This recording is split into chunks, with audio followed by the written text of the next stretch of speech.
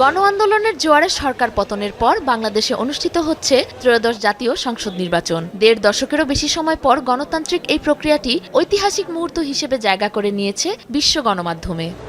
নতুন রিন গভীর থেকে পরিষ্কার করে কাপড়কে রাখে নতুনের মতো উজ্জ্বল। নতুন রিন অ্যাডভান্স পাউডার। গেল কদিন ধরেই বাংলাদেশের নির্বাচন নিয়ে সংবাদ প্রকাশ করে আসছে Reuters, BBC, Al Jazeera, the Guardian সহ গুরুত্বপূর্ণ সব গণমাধ্যম। ভোটের দিন সকাল থেকে প্রতি মুহূর্তের খবর তুলে ধরে সংবাদ মাধ্যমগুলো। বাংলাদেশের রাজনীতির ইতিহাসের গুরুত্বপূর্ণ এই ঘটনাটিকে বিশ্বের প্রথম জেনজি আন্দোলনে অনুপ্রাণিত নির্বাচন বলে আখ্যা দিয়েছে বিবিসি, রয়টার্স, ডন সহ বিশ্বের গুরুত্বপূর্ণ সব সংবাদ মাধ্যম। বাংলাদেশের নির্বাচনের সকল তথ্য গুরুত্ব সহকারে প্রচার করছে মূলধারার ভারতীয় গণমাধ্যমগুলো।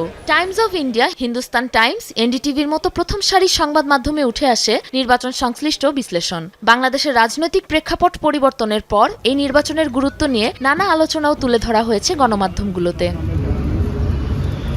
পাকিস্তানি সংবাদ মাধ্যম ডন আর জিও নিউজও শীর্ষ খবরের তালিকায় জায়গা দিয়েছে বাংলাদেশের নির্বাচন ইস্যু। সম্ভাব্য ফলাফল নিয়েও দিয়েছে ইঙ্গিত।